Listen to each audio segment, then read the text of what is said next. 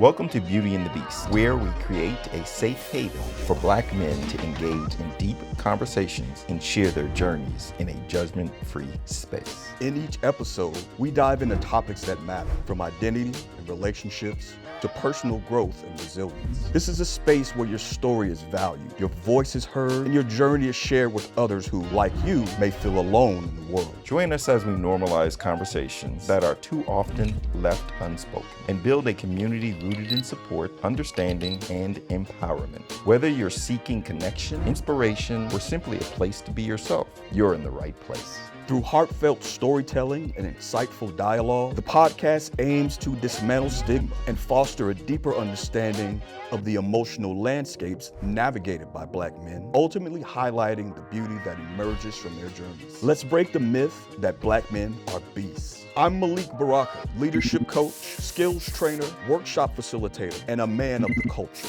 My name is Kyle Ball, University of Miami Hurricane, corporate leader, advocate for mental health, and movie producer. Welcome to Beauty and the Beast.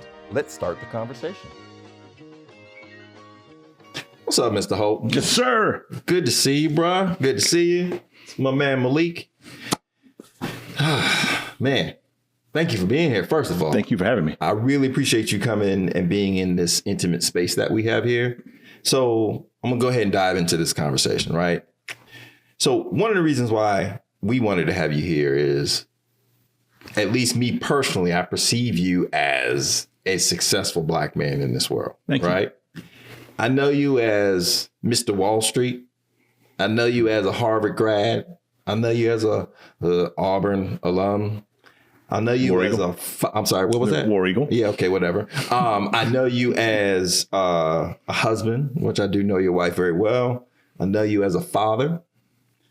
But what I want to delve into and what we want to delve into, and we'll intersperse our experience in this as well, is what brought you, what in your childhood shaped who you are and put you on that journey to be all those things that I just spelled out. Sure. That's easy. And it's going to sound like a throwaway, but it's the truth. Mm. I was blessed with parents who always had a plan for my brother and I. You knew my parents before we lost them. You knew my parents before we lost them. Yep. There were certain things they were always very absolute about. You are going to work hard. You are going to go to school. You are going to go to college, and you are going to do better than we did. And they did well. And it wasn't a situation of judging any choices that we made. It was like, no, you're going to make sure that you put yourself in a position to have the best choices available for you. So it was easy for me. It was never a question. And I know, all of us go through this thing now, trying to capture that generational push and have it transition from generation to generation is hard because they were part of the civil rights era. Mm-hmm. So they understood what was at stake. And we were part of the post-civil rights era, and trying to keep that momentum is something I'm always trying to, put in my own kids. But for them, they put that in my brother and I. And where'd you grow up, bro? Grew up here in Southwest Atlanta. We went to Mays High School. Shout out to Mays, by the way.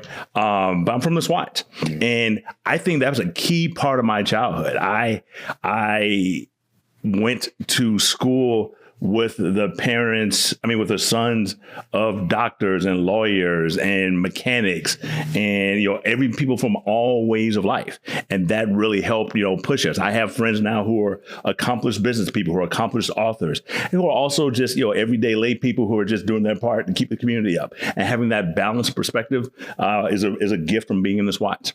All right, so Southwest Atlanta.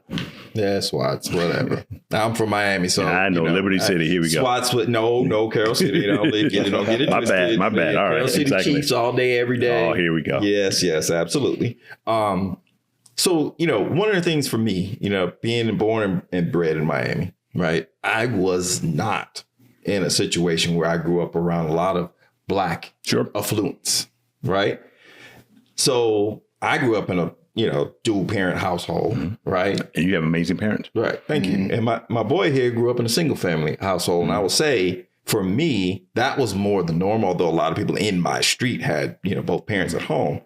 But this whole notion of moving into Atlanta and having all this influence, that was all new to me when I moved here, and I grew. And Miami is as an even adult. more Latin. Yeah, So, exactly, yeah, exactly. So, I'm just curious on, you kind of touched on it a little bit, but I'm curious on how does growing up in that environment, and I know a lot of your compatriots as well. We're proud of it. How does that, growing up in that environment shape you as an adult man? Sure, 100%. Two key attributes. One, things that you take for granted as far as what you see around you becomes an expectation.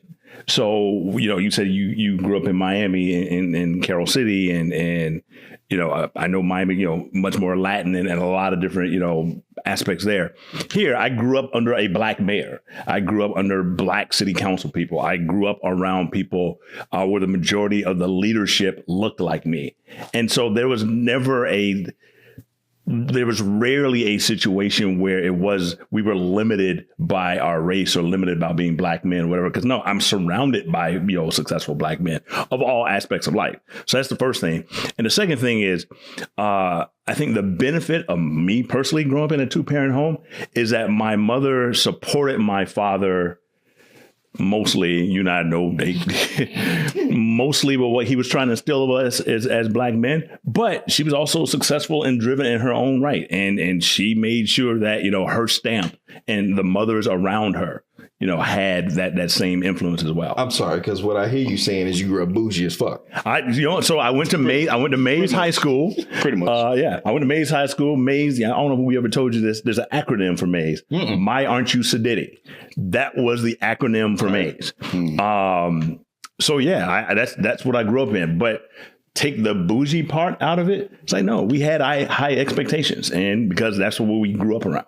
What's interesting is that a couple of times in the conversation already, I've heard you mention the Latin influence of Miami, right? And sure. And what I got from that was that you were alluding to the diversity that immediately presents itself, the diversity of race, of culture that presents itself in Miami versus what you might have been submerged in here in Atlanta, right? When you talk about the Black mayor and the infrastructure here. And what I want to name there is from my perspective, it is a misnomer oftentimes that people give to Miami, because what we've seen in the past 20, 30 years is a rise in the Latin community's impact on the infrastructure there.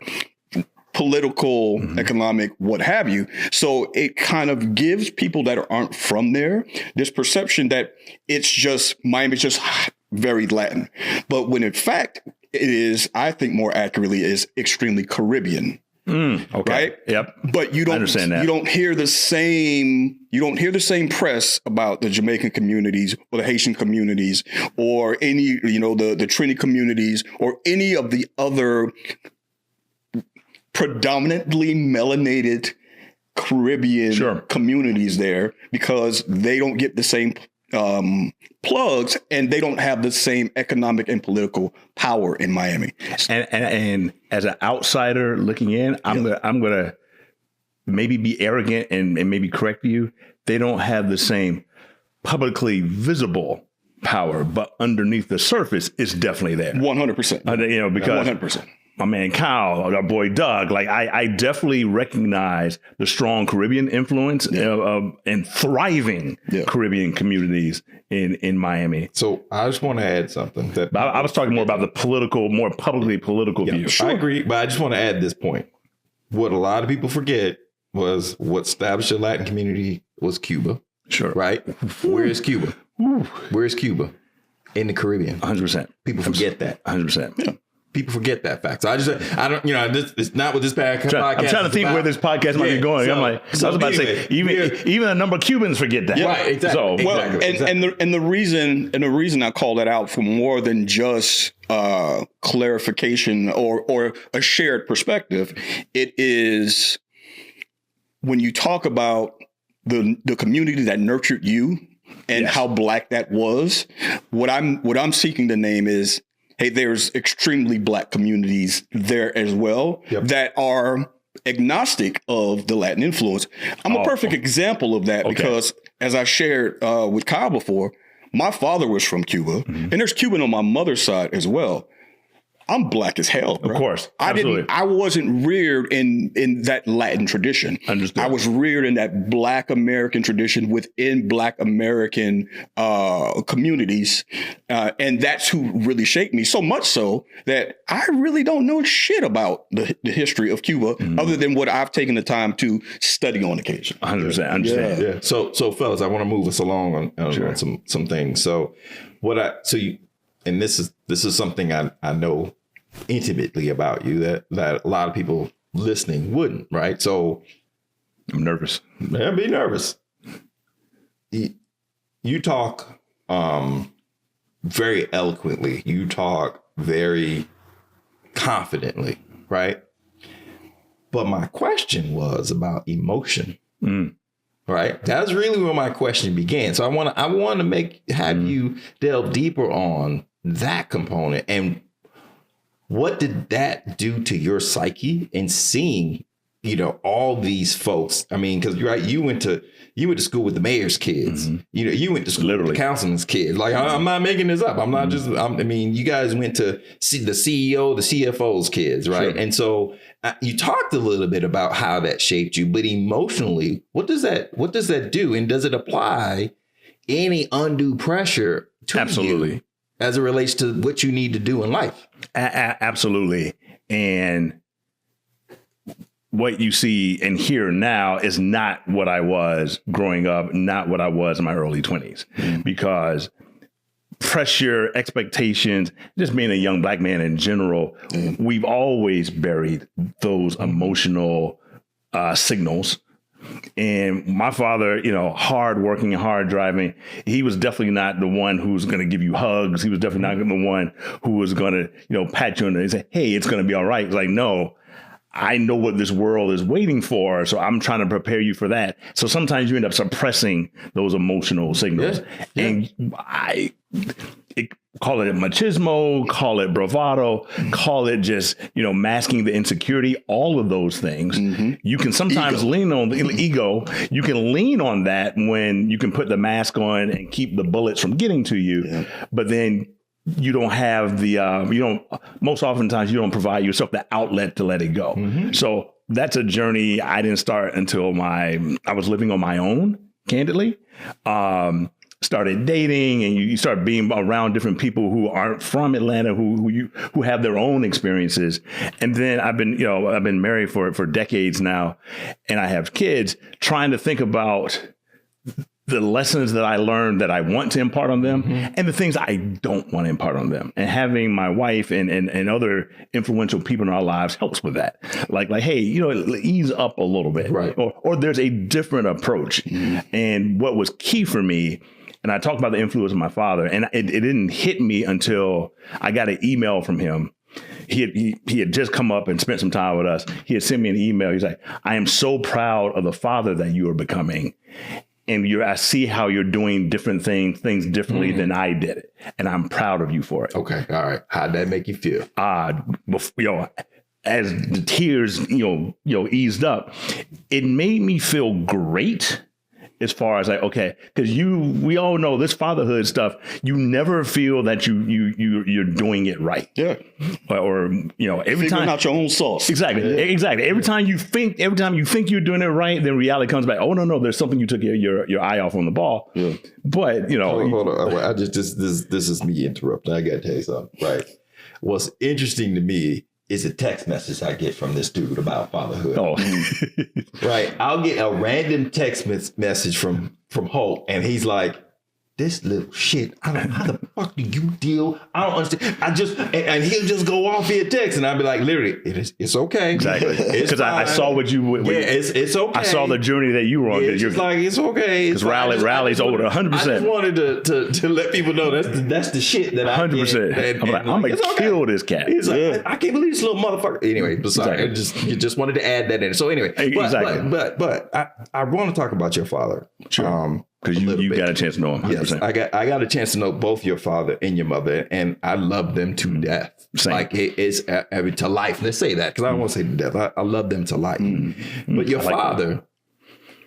father, I could see the strong personality right? But I can also see the machismo. 100%. Right? So I can only imagine how that shaped you, but having your father send you that email and him saying to you, I see you taking a different path than I did. What got you to the point where you were like, nah, I need to do this thing a little bit different as a father? It was two things. One, the benefit of my wife and, co-parenting and having an effective co-parent with you. And then two, being cognizant of things that I didn't like about my childhood and things that my brother and I have a younger brother, Malik, was like 4 years younger than me. Things that realizing What's that up, Stephen? Exactly. Shout out to Stephen Holt. Realizing that both of us, there were definitely some things like, I kind of wish my father would have done this a little differently. How did this make me feel? It's and I know don't whip their ass as much. Exactly. Well, not even that. It's because ironically, and I think it might have been the same in your household. When it came down to the shock and awe, my father was always working. When it came to me, my mother was like, "Hey, we don't have to wait for your father to get home. I can handle this right now." And I've told you the stories, like, because as a young man, particularly once you get to the point where you're bigger than your mother, my mother taught in the public school system. She was like, we can do this right now. Yeah. There's no waiting until your father gets home. He can have the leftovers when he gets here. Yeah. But my father was definitely the head of the household. Yeah. And there was always that specter of, oh my God. So there's and you know this with your kids, you try to balance respect, but respect is something learned, and it typically evolves out of fear. But you don't want your kids to always be fearful of you. So that's, and going back to your other question, as far as insecurity, ego, whatever, growing out of that fear and that specter of punishment or just whatever my father was going to do, and being on my own, like, I've got some tools. I know what I'm doing in certain, and if I don't know, I can clean it up. So that's kind of a little bit of reconciling those two. What was there hesitation or reservation on your part of deviating from your father's script and how that might be received from him? No. Yeah. And for two reasons. One, I've spent, as Kyle knows, I've spent my entire married life and life as a father away from Atlanta. So I never thought, I left New York. I left Atlanta in 2000. Never thought I would be gone 24 years. Like that never, the thought was always we would come back. Yeah. So got married, had kids. That's always been in Brooklyn. So oftentimes what my father was seeing, observing, and hearing about was what I gave him privy to. So that was never a thought for me.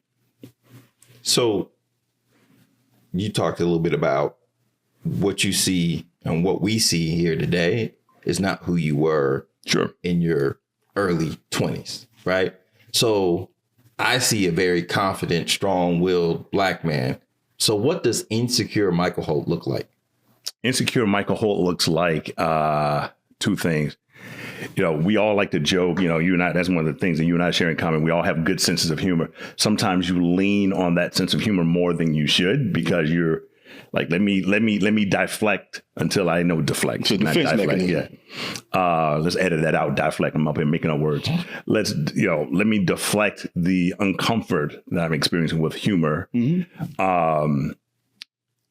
Oftentimes indecision, which no one likes, but indecisive. Yeah, especially when it comes to me.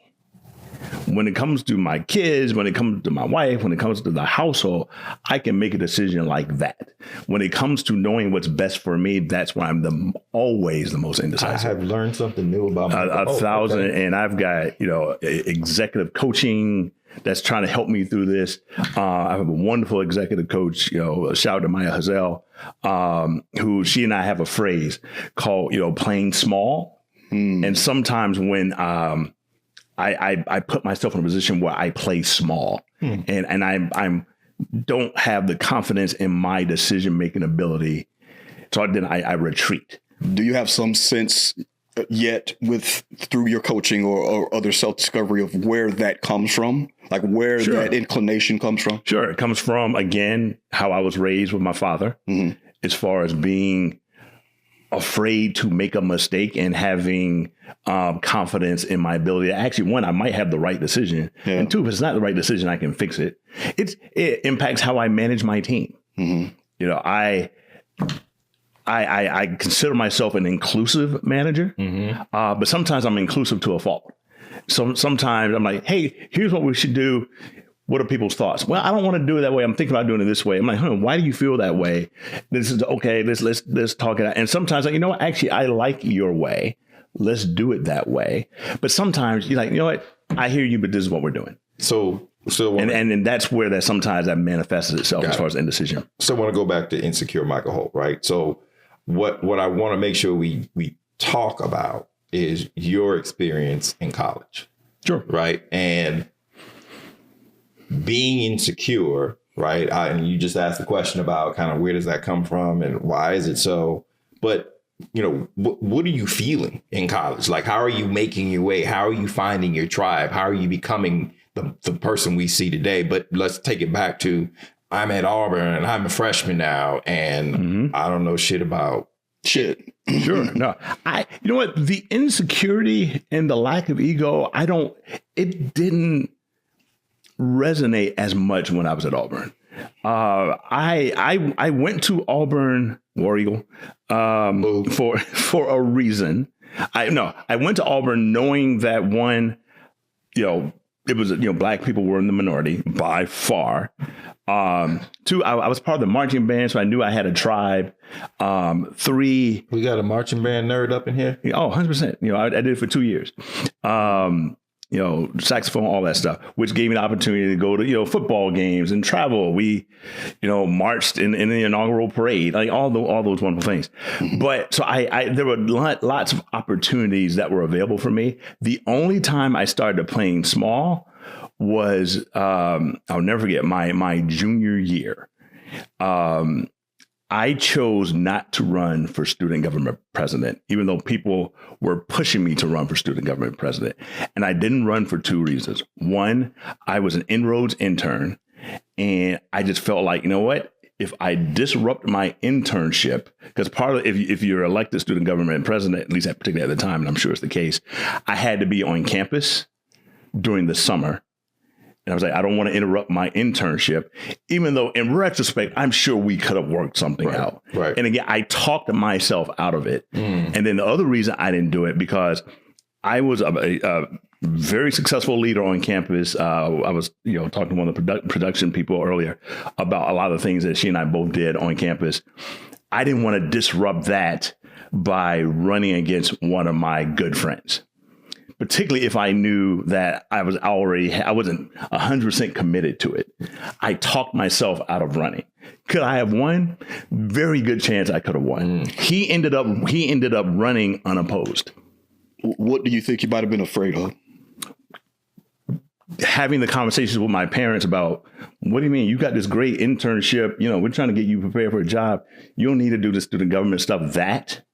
And also the social construct I had built around, you know, with the other white students on campus. Like, you know, I don't want to be a threat to this guy, particularly if I'm not all in. So that's what I was afraid of. A threat to that guy. What do you say? I was everyone's good friends as long as you're not, you know, opposing in competition with each other. Was this guy Caucasian? Oh yeah, absolutely. Okay, so what's that dynamic like? I mean, if you're friends, but you know you can beat his ass in selection. I mean, well, I didn't know. I didn't know if I could beat his ass, but I definitely, and he knew that I was a viable opponent. 100%. Somebody, I'll never forget this. I heard that somebody, as a joke, wrote my name on the sign-up sheet to run. You know, wait, is he actually? I'm like, I'm not running. I don't know who that. Someone did that as a joke. That was he was scared. I don't know if, knowing John, he wasn't scared, but he definitely like, oh, wait a minute. That's I'm preparing to run opposed, and now I'm going to run against Michael. That's the legend. And he's a good cat. Like, he and I knew each other since freshman year. never ever thought that it would impact our friendship. I thought it would impact the whole social dynamic around all of our leadership positions. I don't know if you wanted to jump in on Yeah. So and I haven't thought about this and talked about this in decades. yeah, So. what came up for me is obviously the naming of you playing small during that time. What I'm curious about is that something that you had some sense of then, or it wasn't until later in life? Later. It was later in life. Malik, I talked myself out of it. Yeah. I've got this internship. I can't do that. There's money, I got to go out and raise money. I got to go run a campaign. And I was always the guy. I never ran. I was always the guy who helped people run. So again, that playing smaller, what happens if I put myself out there? I've never run for any sort of elected appointment, but I was always somebody who was appointed to stuff. And being uncomfortable, if anything, as I think about it more, I was probably more uncomfortable with putting myself out there in something I hadn't done a lot of and losing versus the other things I mentioned about disrupting my internship, all that. So what comes to mind for me is, I know me, especially at that point, also in my early career, hell, even in the later career, fear of failure, right? Because you talked about maybe I might lose. Fair feather. Failure, sorry. Oh, failure. Fear of failure. Oh, fear of failure. Fear Okay. of failure. Mm-hmm. Do you think that was a thing for you? Do you think, given, I'm hearing you talk about your parents, I'm and sure you need to succeed, and you've got to, you basically are trying to manage somebody else's expectations of you, which can garner a fear of failure. Did that happen then? I'm sure that was part of it. What do I have to, and I'm using air quotes, lose? But the thing in retrospect, all right, so you run and you don't win. So what? That never went. It was more of the, you run. What do you have to lose? Oh, I could lose my internship. I couldn't have lost my internship. I could, disrupt my friends, and that wasn't going to happen. Like, I talked myself out of it because I was afraid of doing something I had never done and not succeeding. And I'm glad you went there, because I was curious about, like, all right, you said the awareness came later, and I was curious as to what you would have told yourself at that time and what tools you've since acquired to help you navigate those types of situations when that feeling, right, that is probably still deep seated and still there. There's those moments of, I might not need to, and make yourself small or shrink yourself. Like, what are the tools that you activate in those moments? There are two tools that come to mind. One, the things that you feel like, if you feel like you're going to lose it, there's a good chance it wasn't yours to lose in the first place. So don't worry about this internship, because, Michael, if the people at Bank South, and which no longer exists, if the people at Bank South support you as much as they say they do, they're going to love the fact that, their intern is now president of the Student Government Association, and they will work something out with you. If your parents support you as the way they say they do, they're going to love the fact that you are actually, black, the second, at the time, I would have been the second Black student union president. I was wondering about that. Oh, yeah, no. As a matter of fact, your production person, she and I were talking about this. I knew my senior year in high school, I met the president of the Student Government Association, who also happened to be the first Black president of student union. And I think that might have been part of my challenge as well. But so I would have told myself, one, you don't really have a lot to lose. If these are things that you're afraid of losing, it's not really yours to lose in the first place. Mm-hmm. And the second, you will learn more sometimes from failure, from not succeeding, what you've done differently than you would have done if you hadn't done it in the first place. So, and then I have more examples now as an adult, where I'm like, oh, I didn't succeed here, but here's what I learned from it. Yeah. So I can imagine that this fear of failure, or the insecurities, I will say it that way, probably have manifested themselves in your life at different points. What still do? Well, and what would you say to someone who has that same thing, who's dealing with some of that, somebody who might be listening to this podcast right now, or watching it? What would you say to them who's trying to deal with fear of failure? Sure. Always seek out and be open to mentorship. You have to be selective, because, we continue to learn. You can't trust everybody with your baggage, but, find authentic relationships, whether it's friendships in the workplace, across the board, that you feel open to having those intimate conversations. And, I think, you and I have had this conversation. Coaching, therapy, professional guidance, you can't undersell it. It's something that I am continuously learning. So let me stop you. I'm not going to say that camera right there, all right, and repeat what you just said. Professional coaching, counseling, just professional help in general, you can't undersell it. We, Black men, that's not how we were wired, particularly for those of us who are in the post-civil rights era. Even with my own sons, I'm learning that, it's okay to get professional help, to get professional opinions, because they have resources, insights, and just general varying approaches that you might not have thought of. So it's not of that I can't do it or I don't know it. They may know something different, and that the time, the money that you invest in it is minuscule compared to the results, further down the line. All right. Well, that's been a great conversation on the insecure Michael Holt. That aspect. Can we talk about some more fun stuff? Yeah, we'll get there. But I just wanted to kind of cap the conversation there, because we want to transition next into, okay, I've graduated from Auburn and I'm about to venture out into this professional world, and I got to put on a mask. So we'll leave it right there.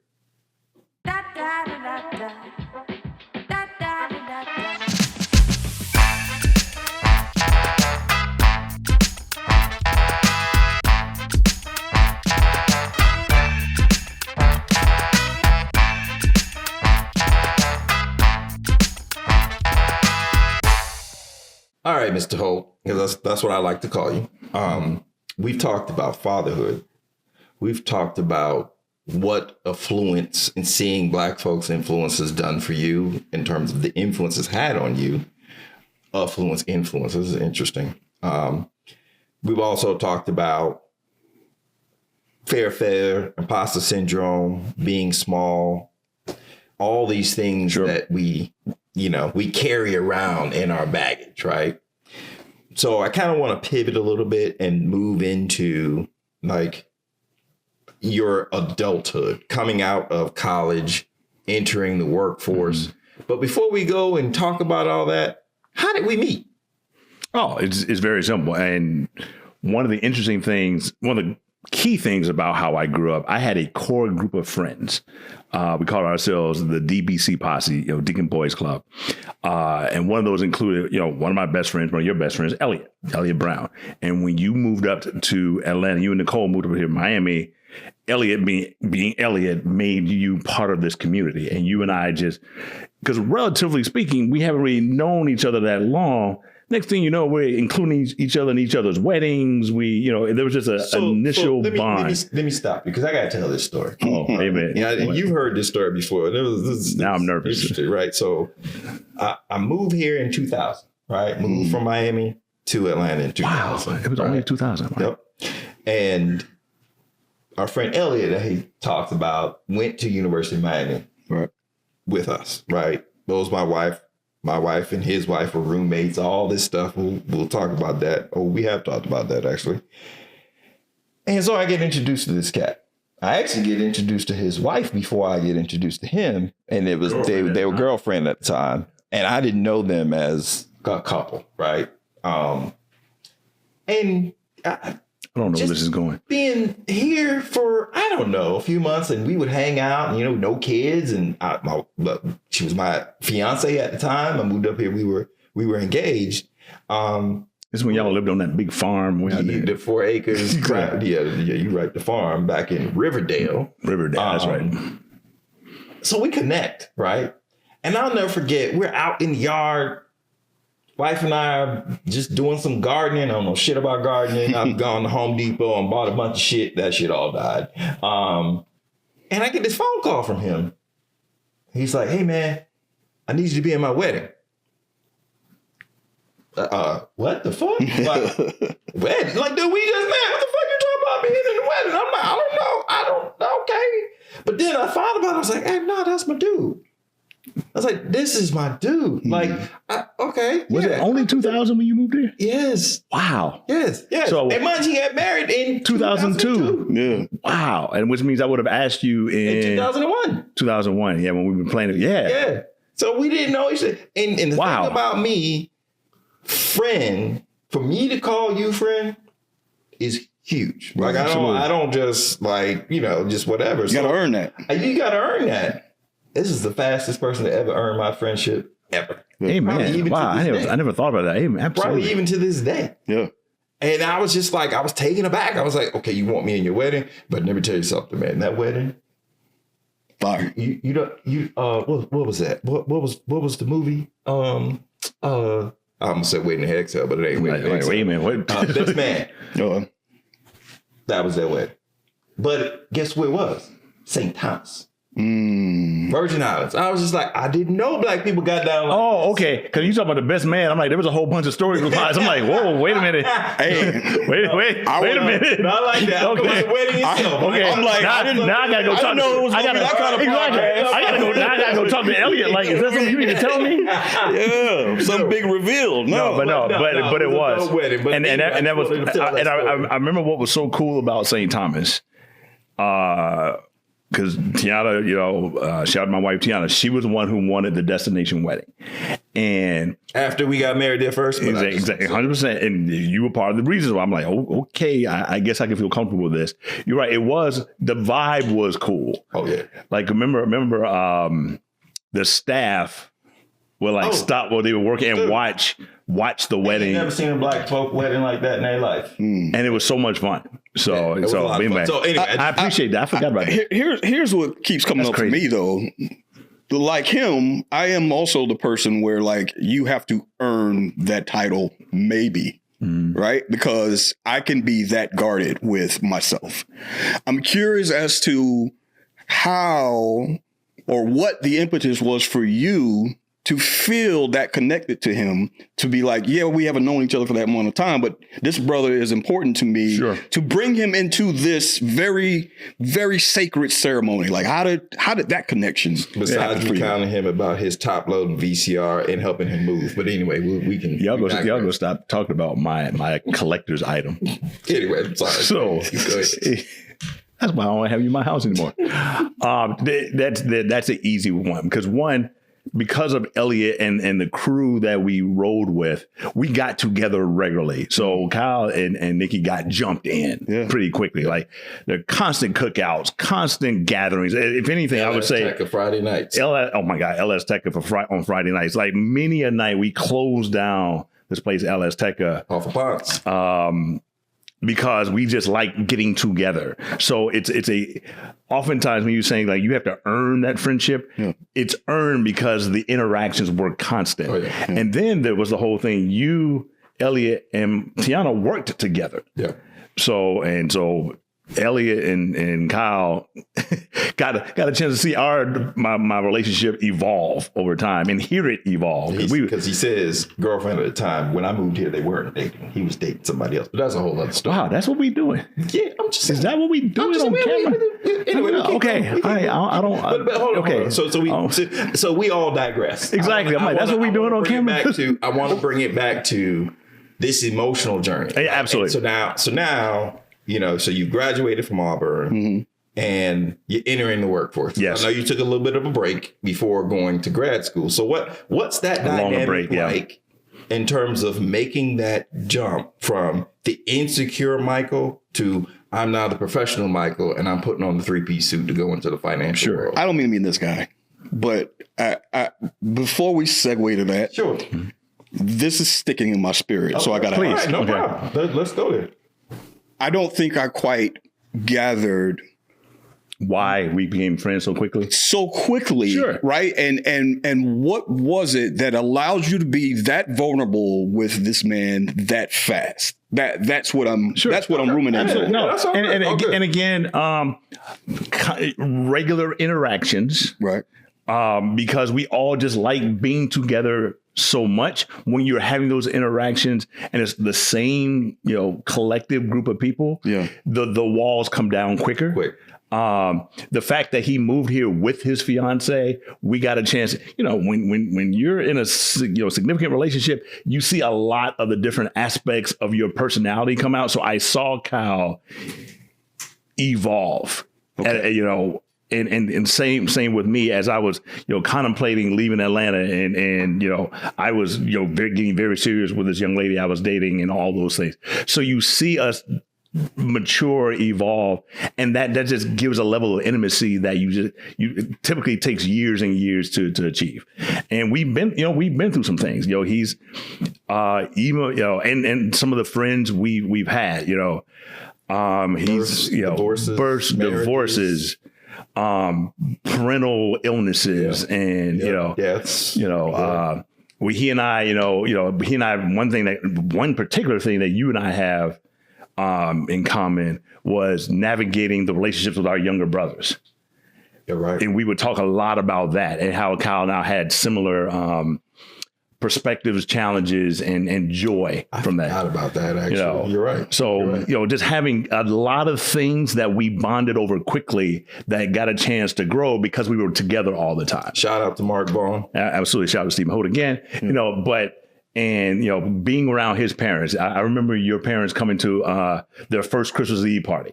My mom used to throw a Christmas Eve party every year. I remember, it was just an easy, natural thing where a lot of topics, a lot of experience that oftentimes, to your point, Malik, takes years to hit because we were together so often and we were all growing in different phases of our lives. We were witnesses to that growth, and that built the intimacy. And what I'll say from my part, right, is there's a couple things. One is he was probably the most confident brother I'd ever met. Right? Wow. Like he carried an aura about him that I admired, right? I wanted to be that confident at that age. I was in my 20s, right? And the second thing, it goes to having deeper conversations, right? Because a lot of times it was with a mixed crowd. But then sometimes it would become just the fellas. Absolutely. Right? And when it was just the fellas. The same fellas. Yeah, it was always the same dudes. And it was kind of similar, like Elliot helped us.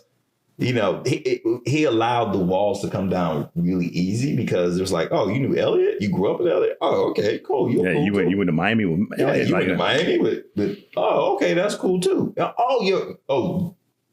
Your wives were roommates, so there was just a whole lot of commonality that happened. But I do, so I do want to sit in that for a little while. So what connected us emotionally?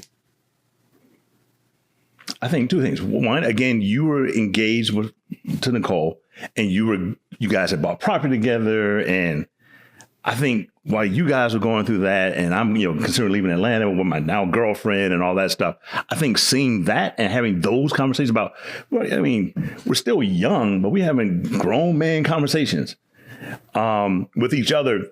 I was having conversations with you and all the others that I wasn't having with my parents. I was having conversations with you guys that I wasn't having with a lot of other friends, and vice versa. So I think that is what connected us emotionally. Like, we were going through a lot of life stages, a lot of them good, a lot of life stages together, and having those sounding boards. So the vulnerability, because you're going through it around your friends. So let's talk about that for a second, because I think, for people who are watching and listening again, how important do you think having that dynamic in your life is? Do you think that's an important thing that you should have to be vulnerable and intimate with your male friends? It's critical for a number of reasons.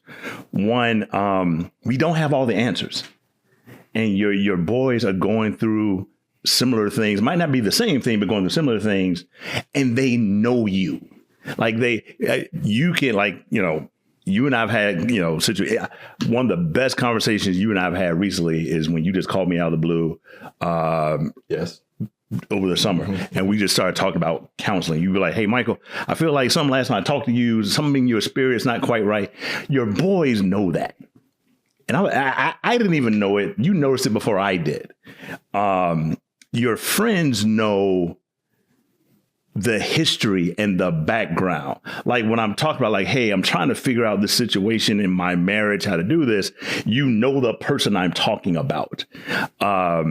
The fact when I look at my man, Riley, now your son, I remember Riley being colicky at 3 months and the young man that he has grown into now. So those perspectives and experiences just creates a level of intimacy that you just can't replace. And so when when you and Elliot and a couple other people give me some advice, I can agree, I can disagree, whatever, but I know what is the foundation of that advice is. You know me. So here's something, right? Because I want to make sure. Hopefully that answered the question. It did, but I want to go someplace with that, right? Because I want to make sure people walk away with something, right? What as it relates to this topic, how do people go about developing strong male friendships and bonds, right? Because I heard a stat, right? Let me look up the stat, right? I heard a stat that that came to me as well. There was a survey done by the American Survey Center that said 30% of men said they had not had a private conversation sharing their feelings in the past week. Oh, okay, I can see that. So how do you go about developing those strong bonds and those friendships so that you can be vulnerable with people? Like what are the keys that you would say to our audience to do that? It was easier for me because I had that crew from high school that we stayed crew in college and we stayed crew, post college. So there was always avenues to do it. I think it would be more difficult now if I didn't have that because I had practice. If you don't have practice, it's really, I don't know how you do it because for my first inclination is hard. You want to be authentic. So you almost have to, you want to be authentic. You have to be intentional. You got to get some guys together like, hey guys, let's talk about some real stuff. Let me tell you what's going on with me. And you have to be vulnerable and you have to be authentic. And that takes guts. But that's the only way, like, I think you have to put it out there like, hey, I want to talk to you guys and get your perspectives on X. And then starts it there. But that takes guts. It's interesting that you referenced like learning that skill set in college, because I was just having that conversation. I think we were having that conversation the other day of how I went to school for English and sociology, which aren't very marketable degrees. And so I didn't really leverage that to say, oh, college helped me get a job per se. What I learned more than anything was how to build community, right? Like how to deal with different types of people, how to form those bonds of trust. And like you, I have friends from college that are lifelong friends to this day. So, yeah, that resonates with me. I just recently had an experience. It was just a happenstance experience. So it wasn't like necessarily some earth shattering thing. But the wife and I decided to go out on New Year's Day. Her daughter had spent the night out with friends. And so we looked at each other and we're like, oh, okay, we got time to go hang out. And so, I'm sitting in a restaurant. My wife's on this side.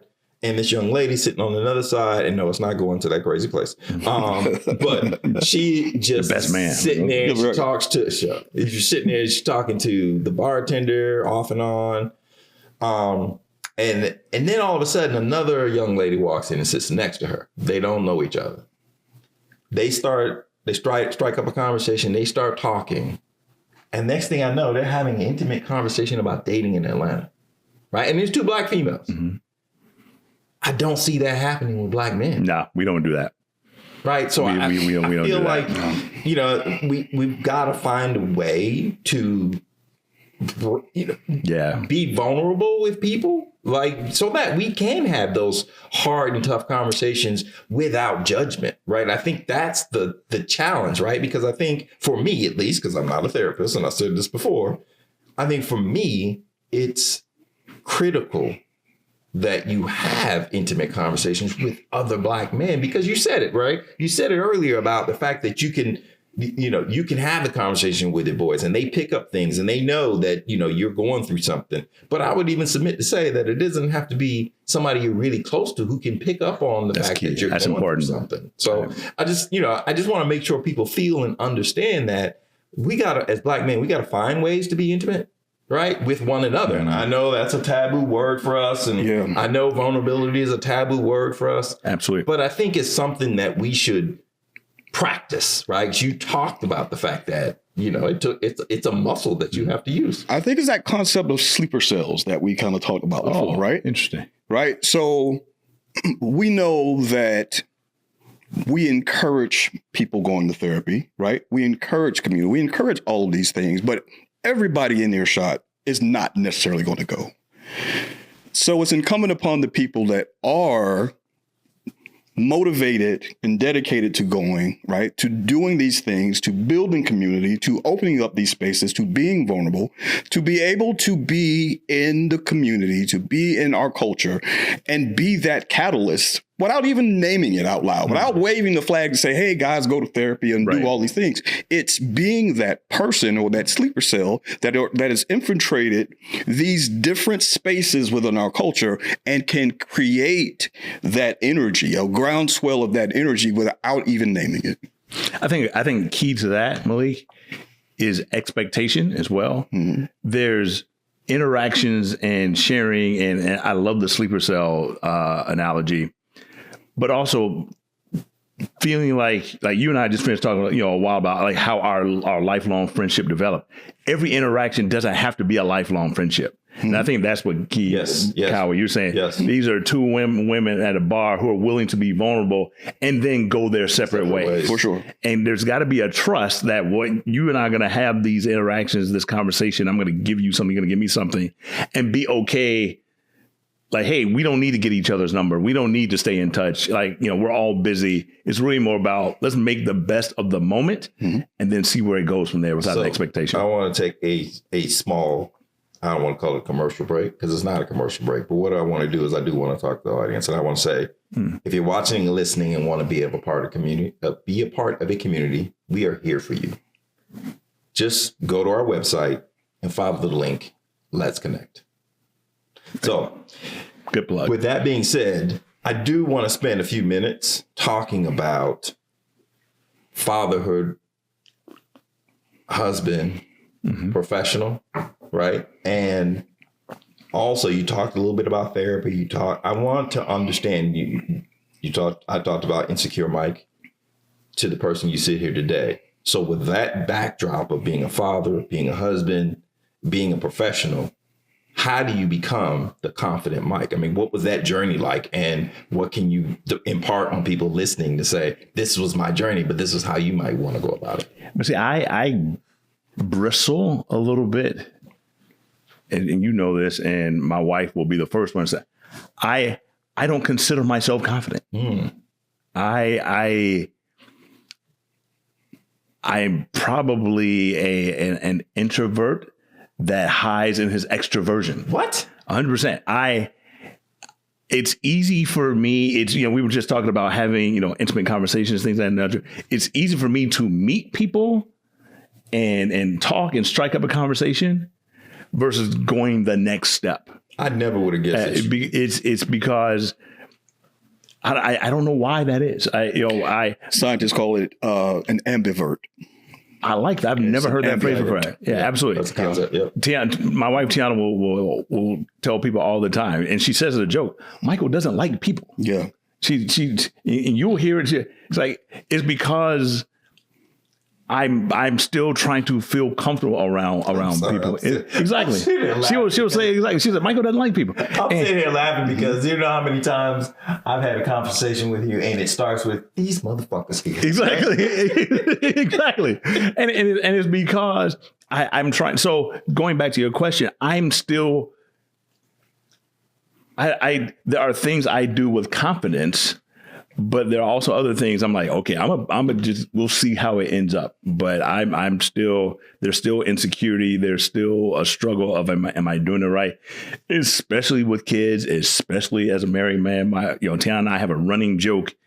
We've been married, it'll be, I'll do this on camera. It'll be 23 years. It'll be 23 years. I'm not doing exactly. Chico. Exactly. But, when we hit 20 years, and, you and I've seen people go through divorce and I have a whole different view on marriage and divorce now. like sometimes people stay in marriages and relationships and they should get divorced. They should get out. For the sake of your own sanity and the sake of your kids. Mental well-being. All those. We won't go into it, but I know of what he speaks and his opinions changing with time and absolutely trying to help people stay together and realizing they didn't need to be together. But anyway, we won't go exactly. But here's the thing. I do want to interrupt because I want to make sure we don't walk away without people understanding that you didn't do this alone. 1,000%, right? No. So was it your wife? Was it a therapist? Was it a coach? Like what's helping you along your journey as you sit here today? Early on, more my wife and my friends, you guys, and my crew, and people in New York who I'm really close to. The therapy, the coaching, all that's only been the last couple of years. And what brought a lot of that was COVID. Because, when I was fortunate to work for a firm that we were one of the first firms to shut down, and we were one of the last firms to make people go back. But the byproduct of that was I was at home for 2.5 years away from people generally. So being, I got to have some place to put this. So, but early on, it was, family, friends, and my wife. So are you in therapy now? Yes. 100% therapy now. I'm in executive coaching now. How has therapy helped you? Therapy, it's relatively early still. Okay. And I'm trying not to, I have an executive coach who's great as far as helping me map out stuff. Yeah. The challenge with therapy, and you and I talked about this, I think I know what my uneducated non-therapist, so I think I know what my challenges are. I think I know what the solution is, and I know what the destination should be. Yeah. Versus I'm learning to let this person take me to where we need to get to. We had that conversation. One of his questions, I thought, and I want you to opine on this. One of his questions he asked me when I recommended that he go to therapy is like, well, but then how do you deal with the fact that I think I know the destination. I just want to hurry up and get there. Yep. So what do you think about him saying that? Well, as you and I have talked about before, there is no finish line, right? Okay. There is constant evolution, right? It's like saying that there is a finish line in therapy is like saying that there is a finish line to life, but we know that only happens when you actually transition to the next form of existence. And the whole time that you're living and breathing, hopefully you're growing and evolving. It's the same thing with therapy, right? Like because you're always growing and evolving as a person, there is always changes to your perspective in the world, and there's still always opportunity for you to either deal with what you're processing newly or what might still be in you that you haven't excavated yet to process that from part, the past. Absolutely. Yeah. That particular part. Now, this dude's a certified coach, so I just want to put that out there. Absolutely. So he's not a therapist, but he knows a little something. Yeah, highly therapized is what I like to say. Did you want to respond to that? Did you want to say no? anything? That is dead on. So, like I said, the coaching and the therapy, the coaching part came from, and I never thought I was going to be the person who needed coaching. It's something I wish I had done years ago. That part. Years ago. Because oftentimes when you think of coaching, you're trying to fix something. It's not that you're trying to fix something. You're trying to identify strengths, opportunities, and areas for development. What do you think was in the way? Making myself, again, vulnerable and saying like, hey, doing reviews on I'm focusing only on the things that I was doing well and not talking about the things that I'm not understanding why this isn't going the way I need to. Yeah. So being vulnerable. Yeah. And I am fortunate that I have a great coach who's Black sister, and she and I just vibe. Yeah. And we were able to get through a lot of because I'm a Black man. I'm like, oh, I'm not going to give you everything. I'm not going to. She knows things about me because she just has a vibe that was able to get it out, and so there's a trust there. And I've tested that trust, and she's passed those tests. So I'll say this, and then we'll move on. Yeah. But what I will say is, as it relates to coaching versus therapy, and I actually have both right now too, is with coaching, especially executive coaching, there's a plan, there's a destination, there's a conversation about that plan. How are you progressing? Therapy, to his point. Exactly. That's a new perspective. Right. So, and you're the man with the plan, right? I know you got to have a plan. You got to execute that plan. Exactly. So I'll let you sit in that, but I just wanted to offer that up from your friend's perspective. Sure. I've got a couple of closing questions for you. And I've got one more thing for you after that. But I want you to opine on the idea that much of the world sees the black man as a beast. What are your thoughts about that? Do you agree, disagree? What do you think? Not only do I agree, I feel like in this current environment, one, we're being reminded of that. And then two, in this current environment, we're also seeing it's always been there, but deeper than we realized. Gotcha. The successes and the trappings of our progress as black men has for a lot of us put up blinders on that. No, this is still out there. It's just buried deeper. And now we're seeing it come back out. And what that does for me, two things. One, it is pushing me to be strategic because there's only so much thing you can do on a day. I can't go around every day and be afraid of the world. I still have to operate in the world. So, but I need to be strategic. More importantly, and I struggle with this, and you and I have talked about this. I'm now faced with raising two black boys in a world that I'm not accustomed to. A lot of the things that the post-civil rights era gave us, I feel like it's coming back in a boomerang fashion. And I have to teach these kids how to navigate things that I didn't necessarily either deal with directly I allow myself to ignore because I could confidently ignore it. And that's what the things are. Does the world? Yes, I believe the world sees a black man as a beast a lot more than we gave it credit for. And now it's more front and center. So, second question. What, if anything, signals to you that you are truly loved and people see your beauty?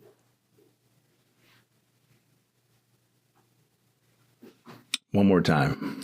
What, if anything, signals to you that you are truly loved and people see your beauty? That's a hard one.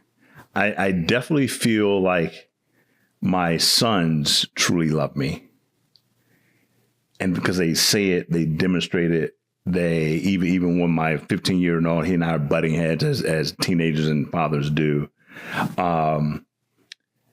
My wife demonstrates it and supports me through support. Generally, I don't know. I have my friendships. I have my people like you and a select few of others through. You're dependable. You're loyal. And I try to do the same thing. I don't think of it. And it's funny. It's something that has come up in coaching. Allowing myself to feel loved, and it was an exercise that she made me do, as far as talk to three particular people about how they would describe me. You didn't ask me. Well, she was very specific about the three people. Exactly. Because there was a reason I had told her about you. She's like, no, don't ask him. Because, Anyway, so. All right. Well. Hopefully I answered that question. That one caught me off guard. That's on purpose. That's on purpose. Yeah. So, all right. So we're going to bring this thing to a close. And with that, one of the things that we do, and I don't know if you caught it. I told you I spoke to your wife yesterday. So one of the things. About my sweater. Yeah, no, it wasn't about your sweater. So it was, but it wasn't. So one of the things, before we go there, actually, I do have a question for you. Do you think you deserve to be loved? Yes, I do now. That was an evolution. What brought you to that place? Time. Like, being married for a while, being a father for a while, having good friendships for a while. It's like, I know what I'm putting in, and I'm allowing myself to finally see what others are putting in.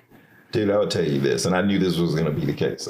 I know you well enough to know you got some stuff you want to unpack and need to unpack. 100%. I know. You got therapists, so you got some things 100%. To talk about. With that, though, so what I was saying is, part of our thing is we reach out to people that love you, right? Okay. I know your wife loves you dearly. And so what we ask of them is to tell us, how have they experienced your journey? So I have something here that Miss Tiana has given me. Oh, hell. To tell you about how she's experienced you. So I'm going to read that out loud. And she didn't mention it to me at all. Yeah, okay. No, that's the point. That's the point. I thought you were talking about my wardrobe. Yeah, no. So these are her words. I deeply admire how you've grown to deprioritize always being right in favor of doing what's right for our relationship, even when I don't always make that easy.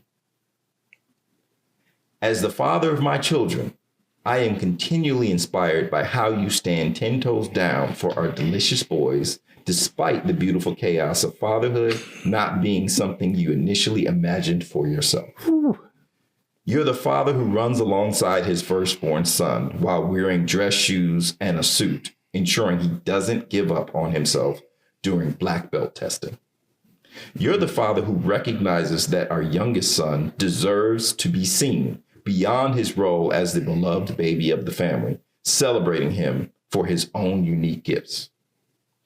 As a passionate Renaissance man, you've perfected queuing on the big green egg to such a level that our family now refuses to order steaks, even at the finest restaurants around the globe. Now I'm gonna stop reading this and tell you, I've never experienced your steak, motherfucker. And I feel like we need to have a steak. I mean, it's not possible. I don't know. But anyway, I digress. So Maybe keep going. we will fix it. How is that possible? Thank you for being an unwavering advocate for this family, challenging us to dream bigger and reach higher than we ever thought possible, all while carrying us on your strong and steady shoulders. Still in awe of you, your wife. And with that, we're out. Mic drop.